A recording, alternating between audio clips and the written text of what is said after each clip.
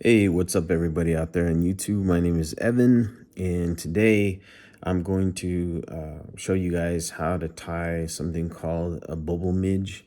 Okay, I'm sure there's tons and tons of people out there who've already tied something like this, but I'm going to show you my version of it today. So actually, what I have in the vise here is a larva hook. Okay, now this is like about a size 18. So I'm tying it in a relatively larger hook than usual. But you can tie these really in 16s, 14s, all the way, down to like a 24 or even a 22 or something like that, depending on the waters where you're fishing, right? If the fish are super smart, you might want to go smaller. So yeah, I'm gonna go ahead and actually add some weight to this. So I'm gonna be using some of this lead wire, 0.015 lead wire. Okay, I'm gonna go ahead and wrap. We're gonna make about 8 wraps of this stuff. 1, 2, 3, 4, 5, 6, 7, and 8. Okay, good. And go ahead and snip off the end here. And we'll go ahead and snip off the other end here. All right, good. We'll go ahead and smash that together. Now, one thing I like to do with almost all my flies nowadays is I like to actually balance them out as much as I can. So in this case, instead of like pushing all this weight all the way to the front, I'm actually going to have it right around the middle, even a little bit further back as well, you know. And what I find when I do that is that the leech itself or the midge will ride actually kind of, it's going to ride upside down, right? So in the water, it's going to be riding like this, okay?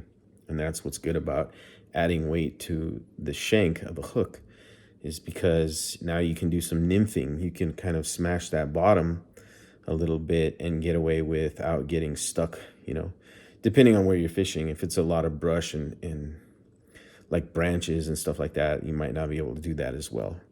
But if you're in a real rocky, like sort of river or something like that, adding weight to the bottom or adding weight to your shank will allow your hook to ride upside down like this.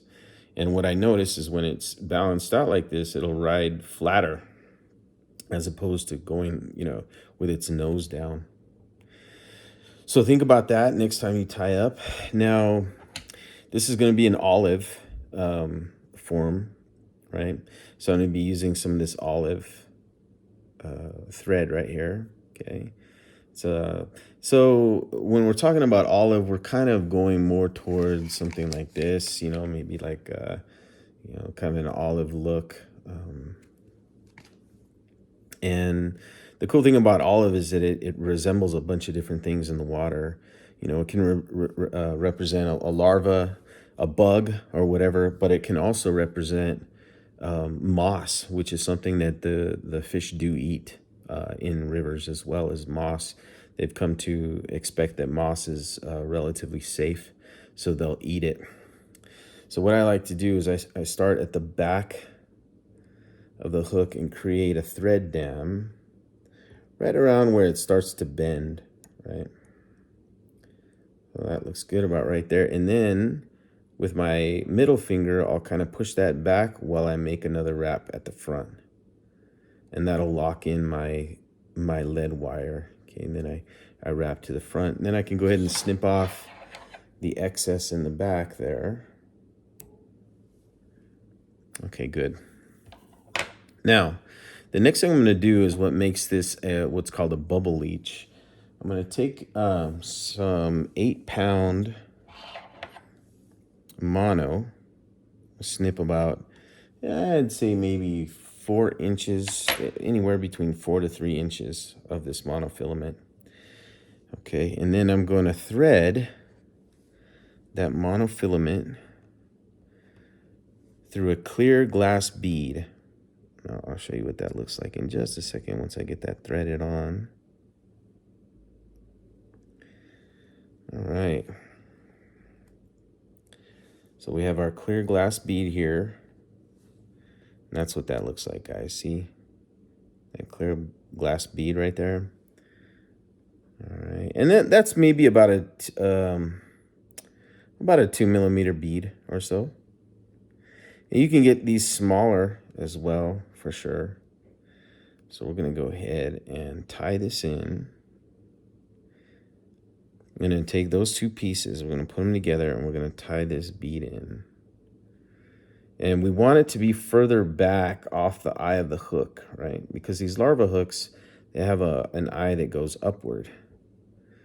We're going to take a couple of wraps, and we're going to wrap them, kind of pull it nice and tight in there against the front of that lead wire. And then we're going to start wrapping back. Now I made two, I didn't mention it, but I made a couple of loops in the front as well. And then I'm going to come back and I'm going to stabilize it in just a little while. But we're going to wrap all the way back, lock in that mono all the way to the back of the hook. Get it nice and tight there, and then we're going to start wrapping it back forward. And at this point, we're just kind of looking to taper out any parts that might be thicker than others. And we've got a couple more wraps here in the back. And then we're going to start kind of building up a wrap in the front. Right? We're going to do it maybe about 10 times there. And then we're going to take our thread and we're going to make wraps around the bead as well. Okay, so you make about 6 to 8 wraps around that bead. Okay, that looks good. 2 more wraps, 1 more in the back. We're going to go ahead and snip off the excess mono. Try to get that as close as possible to the actual shaft of the... Oops, I'm going to get that one in. Try to get that as close as possible to the shaft as you're cutting it. Okay, good. Now, I'm going to get in here and we're going to make some whip finishes in the front. All right, 1, 2, 3. Okay, got those whip finishes in the front, and we got our whip finishes in the back, which is where we're going to put our resin. Go ahead and snip off. Boom. There you go. Now you could stop here if you're not someone who's a big fan of resin or anything like that. You could stop right there. Right. So this bubble does a couple of things. You know, it kind of indicates maybe that it could be an emerging pattern, right? And it also could indicate a wing. So it's a couple of things that the fish, and what you want to do really, what I've noticed is you want to confuse the fish. You want them to think that, oh man, that might be something that's good to eat right there. But, you know, they may not know exactly what it is, but they want to eat it. You know, it kind of confuses them, and then they act on instinct and they just eat it. So that's what I've noticed about fish. That's kind of significant when you're fishing out there. So I'm going to get some of my resin, right? This is UV resin, and I'm going to put a dab of it behind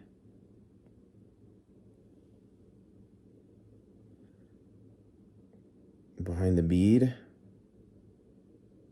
That's perfect right there. Okay, good. All right, and then I'm going to go ahead, and I actually have a big black light, because I tie so many of these. I have a big black light that I just take this and I just hang it from that black light and it dries. So that's effectively what that looks like, guys. You know, you have some nice coloring in there. That green sort of olive color really brings out, you know, well, it's something that the fish definitely go for sure. And then you also have that wing there, you know, that bubble wing. So I take man,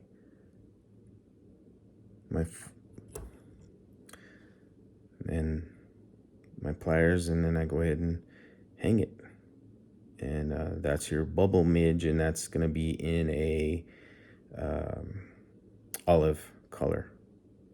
So if you have any questions, just let me know. Thanks.